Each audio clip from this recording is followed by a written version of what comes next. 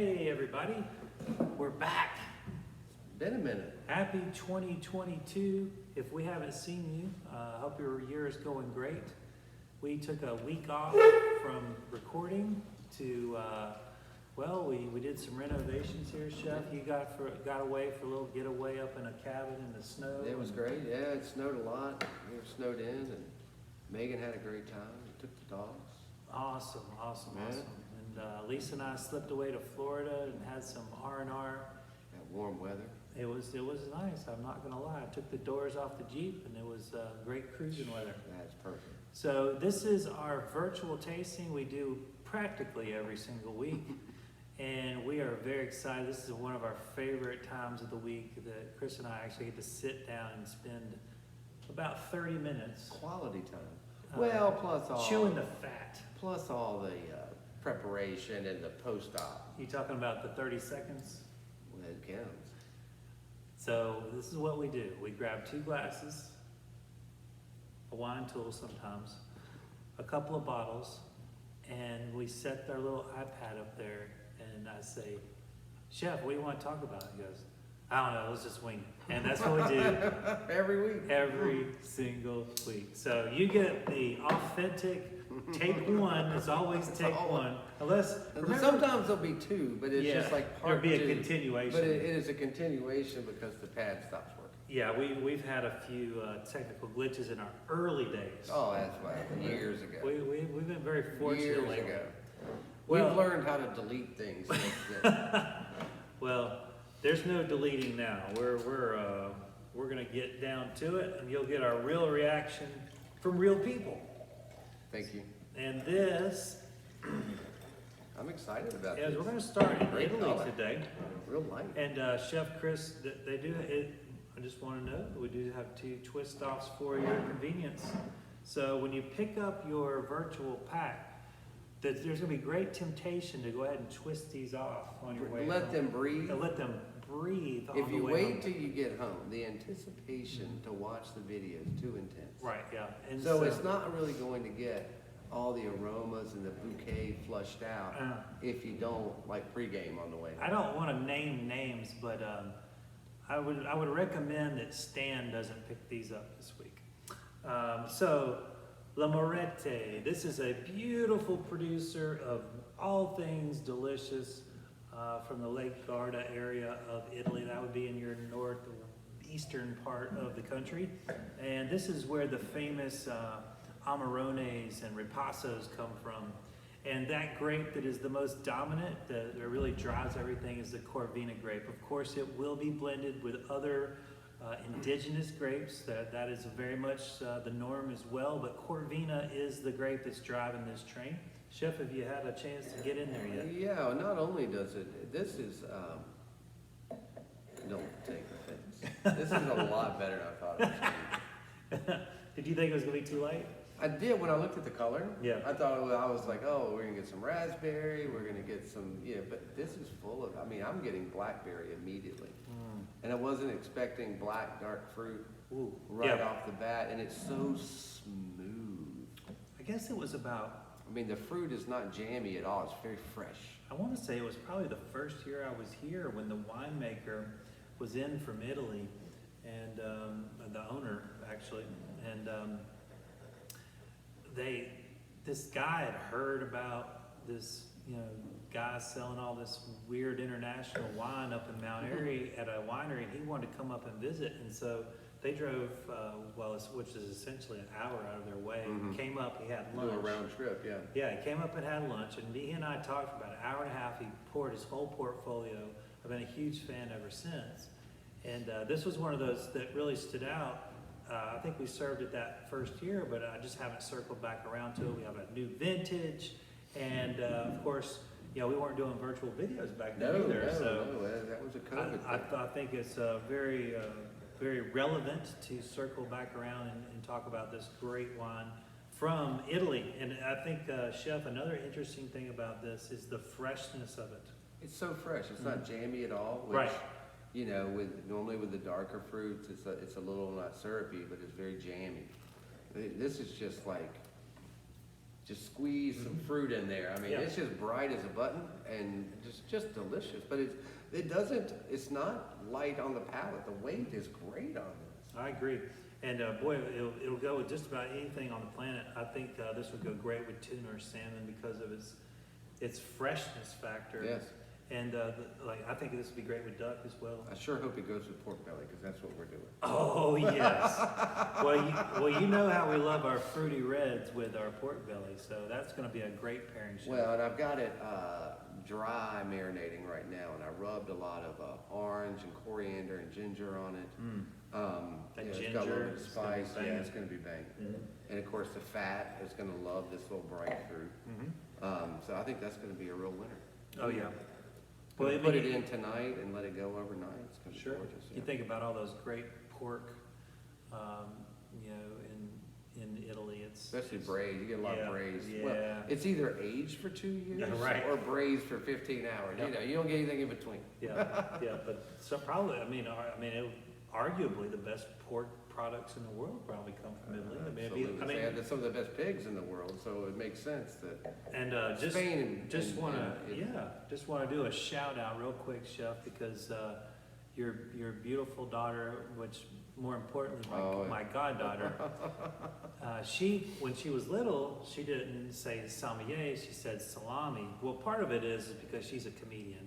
True and enough. she likes to take a joke about as far as you can go. So she's grown, or seemingly grown up. More grown than she ought to be. More grown than she ought to be, but she still calls me salami.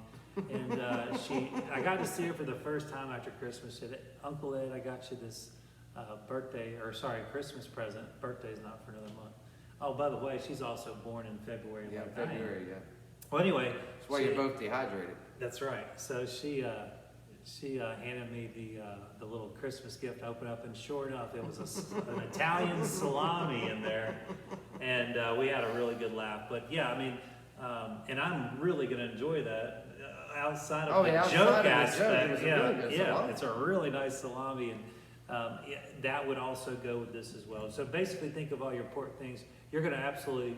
Everybody knows Chef Chris's pork belly is legendary, and gosh, I gotta tell you that one of those times that you got like a really fair price and a consistent, nowadays everything, the supply chain is so ridiculous, but you had this like consistent feed of pork belly, and so much that you decided to put it in spring rolls. Yeah, that's right. And I swear to God, you were rolling spring rolls 10 hours a day.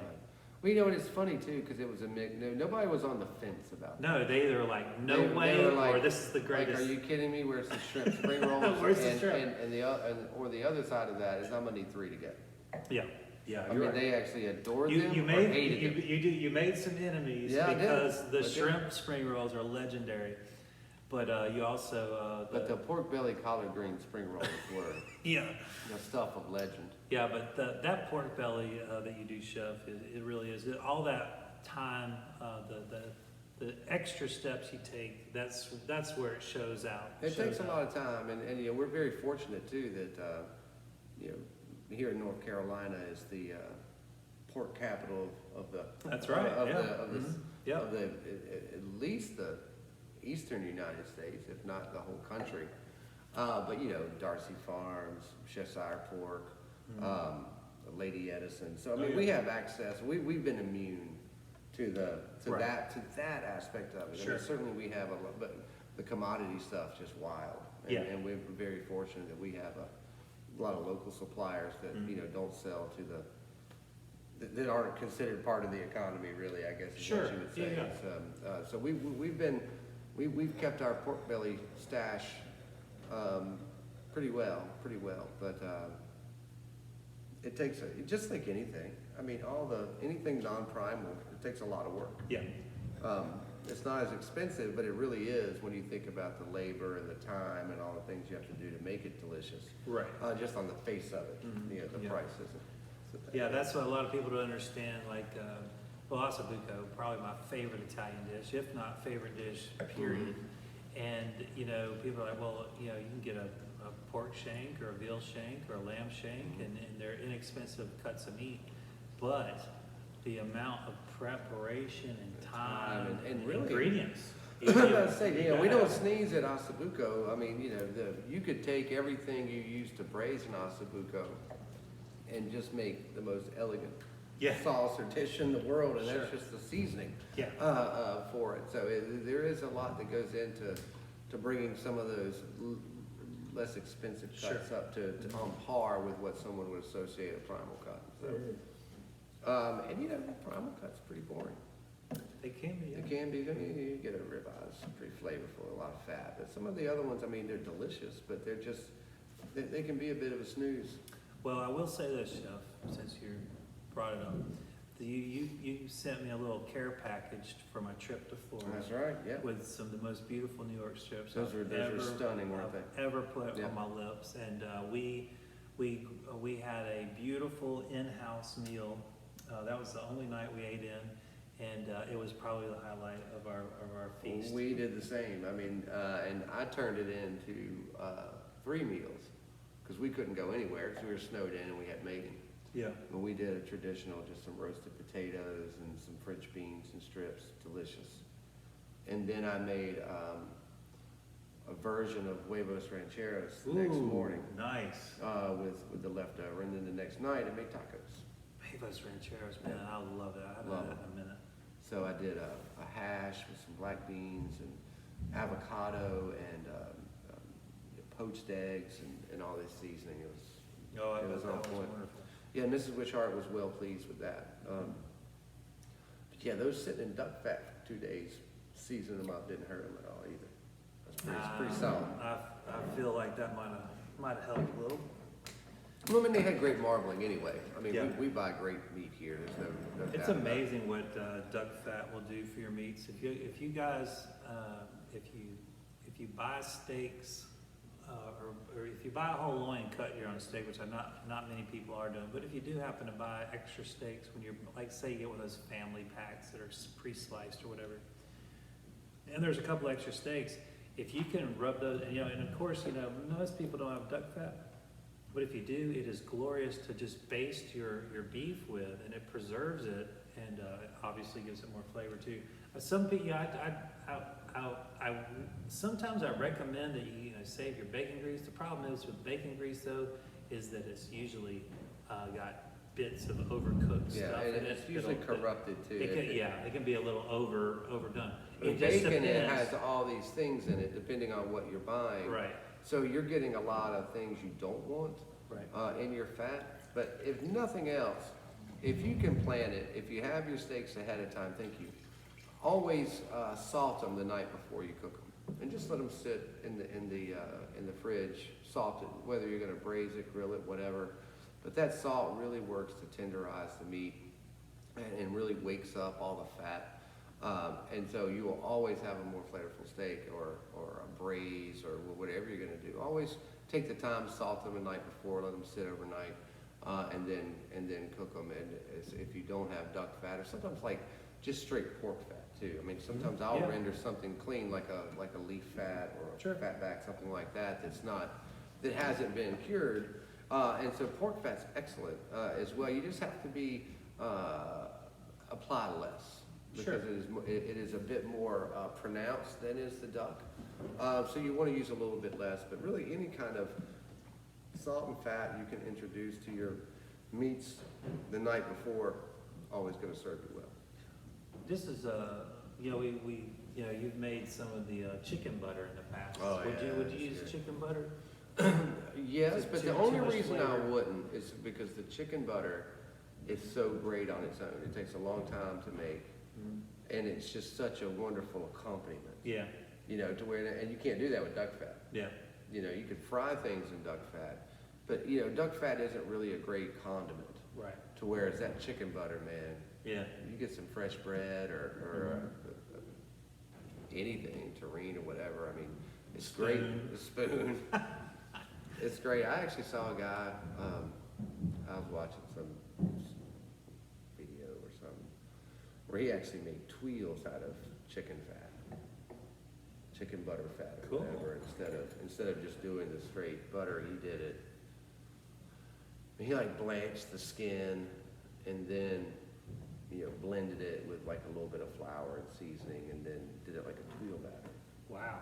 It would look really, and by the way, I'm stealing that whoever you were, I don't even remember, but yeah, I'm gonna be robbing you of that. That kind of protein, collagen. Yes. Well, obviously fat. I mean, that sounds really interesting. It does. I'm gonna play with it. Umami, I guess, would be. A lot of umami in that, and he served it with something I wouldn't have. I mean, he had like a guacamole and did it, which I Right. get it. I mean, Yeah. I mean, it was. All the steps, all the effort that went into it, And then just serve it with guacamole. Yeah. You know, it's like, come on, dude. But who cares? I mean, it's like that was. You could tell the flavor would be amazing, though. I mean, that crispy chicken, Right. with the guacamole would be amazing. And of course, with some people, it's a very pedestrian thing for us now because it's become so common. But you make legit guac with a bunch of good stuff. I mean, it can be a real treat. Real guac. Yeah. Yeah, real guac. I mean, it's a real treat. I And tell you, it's a labor of love too. it It's is. not puree and avocados, I can tell you. Yeah. When I was in Mexico, it completely changed how I thought about guacamole.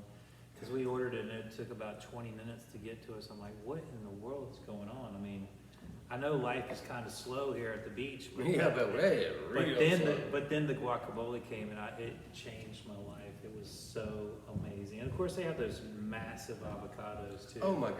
Yeah, I mean, Yeah. they're like, remember Louis? When Yeah. he would bring home some of those Cuban, from Cuba. I mean, they're like grapefruits. Yeah, Chef James. Not even grape. I mean, like they're like honeydews. They're so big. Yeah, Chef James had one of those in his backyard in Fort Lauderdale when I was down there with him, and it's pretty impressive. Yeah, you scoop one of them, and the nuts aren't really much bigger than the regular avocado. I mean, it's mostly meat. Yeah. I mean, you I wish those. break one of those out, and you're going to end up with 6 cups of. Yeah. It's crazy. Yeah, those don't make it. They don't make it to the States really. So you have to know somebody to get those. Well, as we dive back into wine number 2 here, I don't know if you've tasted. I've been smelling it. Yes. The toastiness on this is big phenomenal. time. This is from the Curator. We've done their white. We actually did their red a couple years back, but we're revisiting. It's a new year. New releases are coming out all the time. This happens to be the Exciting. 2020. Of course, remember that south of the border, south of the equator, sorry, not the border, the equator, we have a different picking cycle. They're harvesting in spring of 2020. And so this is really just about 2 years old, just closing in on 2 years old. Whereas if this were from North America or Europe, it would be much younger, six months younger, because we don't harvest until the fall. So what we have here is what we've been experienced time and time again. We've been all over South Africa the last year, and I don't see why we should stop. I think Especially when you have wines like this. I know, right? The value's there. Of course, like I said, we did the white blend just maybe a month or so ago, and people went crazy over that wine. I was really somewhat surprised, to be honest with you, but happy. I never know how people are going to react. I know I like these wines, or I wouldn't be showing them to you. But I was really pleased with how much we sold of that, and I think you're going to have the same effect here. This is one of those red wines that serious red wine drinkers are going to like, but also people that are just trying to get into red wine. I think there's a great place for them in this class. It's super high end. I mean, this is tremendous. I know the price point's probably going to be incredibly favorable. Yeah. But I mean, that is a tall drink of water right there, Chef. Wow, and the acidity's really got Banging. my attention. I mean, it's banging. It It's just- bright. Yeah. Now we got 2 bright wines here that have a very full mouthfeel. Right, and I think They don't dissipate on the palate. They've got a great and flavor. what Chef's alluding to is oftentimes kind of higher toned, higher city wines tend to feel a little thinner on the palate. And that is certainly not the case here. I know it's dark down here in the barrel room. It's certainly cold, I can tell you that. Oh my God, dude! I don't know if we're gonna make it out alive. But it's hard to tell this light, but this is a very dark wine. Of course, 50% cab here. I think roughly about 40% Syrah, about 10 to 12% Cinsault. And these classic French varietals that are just doing so well in South Africa. Yet again. Yet again. We've been really enjoying the fruits of their labor, so to speak. And I'm for real. right. I'm just going to keep on preaching for South African wines, and because they're just giving us so much value. I got to tell you, I hope there's some extra of this because this is coming home. Mm-hmm. This is absolutely delicious. This checks every single box. It drinks like a French wine, only it has the signature brightness of a South African wine. Yeah. I mean, it has a big finish. It's not heavy. Yep. I mean, it's heavy, but it doesn't drink like it. I mean, it's got it all. You know what I like about this, Chef, is like, it's cold, and we got this, it's been cold, it's gonna stay cold. We're talking about getting even colder this weekend. These type of red wines, I don't know, they give you like a little sunshine. They give you like a little, it's not like a gloomy red. A gloomy red, and sometimes it can accentuate your mood. Right, like, yeah. You get home and you're frozen, yeah, and it's dark, right, and you don't want to do anything except eat, and you open that monster wine, and it's just like. It's totally wasted. Knock you right down. It knocks you right down. This does. It's going to perk your life. I got to do laundry. Yeah, right. It has a lot of energy. It does. Has energy. It has a great positive energy about it. Yeah, and that is common to both these bottles here. They're very bright and fresh, and they really kind of lift your spirits. Pardon the pun there, but that is those are two very favorable in the purse too. We're talking about two wines under $20. So buy them by the case is what I tell you. You know what? I have to stop saying this because I mean, obviously you work very hard and you drink a lot of dogs to find these great. There's wines. a lot of dogs out there. I know, but I mean, darn. Yeah. I was really Neither excited. one of these drinks anywhere near under $20. Oh yeah. I mean, not even in the hemisphere. We're talking about hemispheres, not even in the hemisphere of under 20. We, if you were at a fancy restaurant and you said, hey, Let's make sure. Yeah, let's just be on the safe side. And you ordered, hey, give me a cab by the glass, and they brought this out at $12, $15 a glass. Thrilled. You'd be like. Thrilled. You would never bat an an eye. eye. Can I get another glass? Keep them coming. Yeah. And actually, can we go and get a bottle for dinner? That's I right. like this glass. Yeah, go ahead and give me that $60 bottle, that $50 bottle, and you'll be pleasantly surprised when that price tag's so much lower. So it's not always about the price tag. Now, don't get me wrong. You can't also think that every under $20 wines could be good. Well, that's either. what I'm saying. I mean, you're tasting 20 for every winner that gets in front of somebody that you're spitting out. So I mean, it is not you make it look easy. It is not easy. Hey, I know this is short notice, but what do you think about serving this? Well, we are going to have something a little richer with this because I think it can handle. Oh yeah, those. How about those little late blooming tannins? Well, that's what the second glass. I mean, they're really coming on, and it's opening up a little bit, and it's. I get a little on the roof of my mouth, on my tongue. Absolutely, as it's blooming, another great reason to open it on the way home. Sure, yeah. Because now we're really getting into the heart of this wine, not the edges. We're doing a roasted tomato and smoked cheddar tart. It's going to be really the acid on the tomato, the smoky cheese. That's then of course the fat and the tart. When you stick your nose in here, you're gonna smell so much toastiness. And what Chef Chris was talking about was smoked cheddar. Yep, smoked Wisconsin cheddar. That's gonna be banging, and plus the acidity from the tomato that's gonna pick up on the acid from this. And going back to, I know we're in South Africa. Italian wines are known for great acidity, and that's why they go so great with their tomato sauces. And when you look at South African wines, they're almost always French varietals. I mean, there's exceptions for sure, but they're also. I tend to. I feel like they are on the higher tone side. Absolutely. If you took France to South Africa, same grape, and I always feel like you're going to get a little more brightness, or maybe a lot more brightness in some cases, in South Africa. And that's the way it should be, because these vines are sensing their place. Sure. And they're taking on the character of the terroir, the soil, and they're sponges. They're sponges in that, and they're meant to change. And so, you know, just like if you would uproot something from South Africa and plant it in France, it's going to take on a richer, darker tone. And so but I love, because we're more familiar, you know, you're not going to, you know, see a lot of pinotage in France. Probably not. But you know, so we're more familiar with the French varietals and how they taste from France. And so to see them in this dynamic of the soil, the dynamic soil of South Africa, which I don't think a lot of people think, you know, I know for me, when I was like, you know, I thought it was either, you know, the coast or the desert. Right.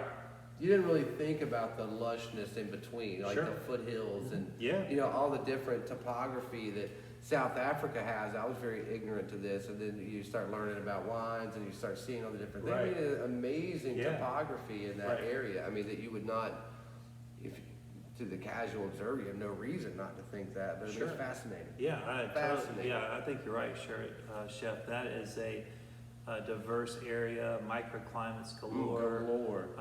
In soil changes, you know, it's well, there's a reason why they've been making wines for 500 years there. Great wines. Because they figured it out early, you know, back when the ships were sailing. We're not talking about cars, and we're not talking about computers, and you know, just it was so blatantly obvious, even with their lower technology levels, that this place was great for making wines. And as might have helped their sustainability at being lower technology, so they haven't had. I mean, obviously, their cities are growing up, but so much of South Africa is still pristine. It looked like it did 500 years ago, and I think that's a good thing, not a bad thing. Sure, the people that I know, unfortunately, I'm not one of those people, but that have traveled there, they went there for the nature aspect of it. You know, going to safaris. And then even the eco travel. I mean, the Criscos went and did that big race there, right? Where they were biking and running through all these, you know, and you look through there. I mean, they did like this 12-day Ironman. You know, they have those valleys of flowers. Well, that's what I'm saying. I mean, it's like you followed him on his GoPro. He would post every day. It's like he was in 12 different countries. Right. Yeah. Because one day he's on the coast, and he's up in the mountains, it's snowing. The next day it's like arid desert flowers, and then they're in a rainforest, and then, I mean, it's just like, are you kidding me? All in like a week, 10 days. I mean, it's just incredibly diverse. You know, of course, you go to California, you know, it's like damn Disneyland. You know, it's just nothing but people and steel and concrete. So thank goodness there's still pristine, beautiful places in the world to grow grapes where I think the grapes sense that. Sure. Yeah. You know, I think they like the calm. They like the weather. They don't want to be impeded by, you know, smog and traffic and concrete. Yeah. I mean, Yeah, I totally believe in that. When you said earlier that the vine senses, I think that is one thing I've never heard anyone say, and I think it's point on. You know, these are living organisms, individual organisms, really. I mean, you know, each vine is its own creation, it's got its own personality, and that's why you see winemakers or wine growers, grape growers rather, that, you know, they'll identify a single row or a single couple that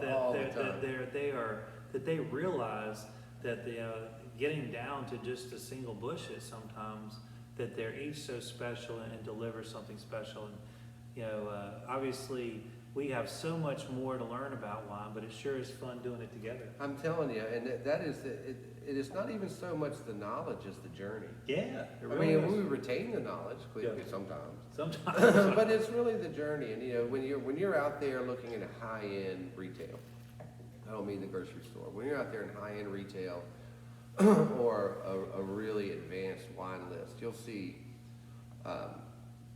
lots of wines. It'll say Block 17, or you know this and that. Where I mean, the winemakers are so meticulous and they're so devoted to, or they have a huge staff. Either way, but they really will. You'll have 17 offerings from one vineyard. Sure. Because they bottled 17 different, of the same varietal, mind you. Yeah, it could be like, you think about Ridge with only doing Zinfandel, for the most part. For the most only part. Zinfandel. They did that Petit Syrah though, holy cow. With that Geyserville. Just a sidetrack, that the, chef's the table. Montebello. The chef's table, That brought down the house. this guy. And we did our big New Year's chef's table, and we overdid it with the wines. We had a Grand Cru champagne to start out, and we went. But we that Ridge Petit Syrah, which was the least expensive bottle at the table. Which don't And it's by not, any and it's means not, think it's, it's it's, inexpensive. it's not inexpensive. Just by comparison. By comparison, and that really It brought down the house. It was, and I was like, well, yeah, I don't know. I mean, this is actually, I'll tell you this. I thought it was a showstopper when I drank it, but I didn't know if the guests would feel the same way. But they did. It was great. Well, and they have been, I tell you what though, there's something to be said with the way you primed the pump. Mm-hmm. You know, they hadn't even got the napkins on their lap and were sipping Grand Cru. Yeah. Yeah. And it just kept going. Yeah. And so by the time that, what Ridge was fifth or sixth course? Fifth, sixth. Was it with the lamb or the duck? I think it was fifth. You're right, it was the fifth because you did the cab for the sixth. That's right. Yeah. Anyway. So I was with the duck. But they had, they were warmed up, and your palate was so ready for something of that elegance. Yeah, it was, And stature and stamina. I mean, Right. it was. What's that saying you love so much, like a ballerina kicking you in the throat? that was definitely. It's like that. was It's very amazing. polished and beautiful, but yet you were drinking Petit Syrah. I mean, that was 100%. But it was not some of that rot gut, Blendings. all Australian Petit Syrah. I can tell you. I mean, it was very polished and elegant. But it was no mistaking you were having a bold wine with a real fatty dish, which Yeah. of course It was. helped it a lot. Yeah, that was. Yeah, it was great seeing people about the fourth course starting to get that food glaze. It wasn't the wine; it was the food. You could tell It was a heavy menu. There was a food contentment thing going on. Because It was right after the lobster shaved with truffles. Oh yeah, And right. caviar, an ounce each. Yeah. It was insane. The most decadent day of the year for us. It's just complete show out time. Whoops. Yeah. And everybody that we had some veterans, big time veterans. Big time veterans. That wouldn't miss it for anything. And then we had a lot of first timers that were just completely, almost speechless. They were having a hard time talking about it. I could tell. They were talkers, but they couldn't really articulate. Well, sometimes too, and it's weird to say because it's counterintuitive. Like you would think while you're eating it would be the highlight, but sometimes it takes a day to process. Yeah. There was a lot. Because that was a lot of food, and a lot of different weird combinations of ingredients, and a lot of complex wines. I mean, it's even though it's a 3.5 hour dinner, it still takes long. I mean, the next day you're like, Yeah. You're still trying to put something that complicated in perspective. Yeah. Yeah. Oh gosh, finishing with that 2009 vintage port. Holy Which cow. is funny because that was the most expensive That was one. we were lucky to have that bottle. That was a stunner. And then Minton, went and grabbed the Yeah, Barolo. Josh. He's one of our regulars, and he went and had his kid Had his deliver a bottle son of deliver the Barolo. a Barolo Chinato, which is it's basically a Barolo in vermouth form, and we sipped on But that. it tasted like Russian tea, like all the spices that go Right. into a winter Russian tea, Yeah. but only in that point of porter. Right. Yeah. format. Yeah, it was a great evening with great folks, and we're blessed to have them. Well, hey, we appreciate you listening to us talk about food and wine. We do it every single week. If you want to be a part of this, just call the restaurant and pick up your virtual packet, or if you can, if you're feeling up to it, Come on down. We're every Thursday at 6 p.m. We're going to do 4 wines with 4 tastings from Chef Chris. We talk about wines, we socialize, and we have a great time every week. It's a great time. Hey, I hope you're having a wonderful new year, and we'll see you soon. Take care, everybody. Happy New Year. May it be our best yet.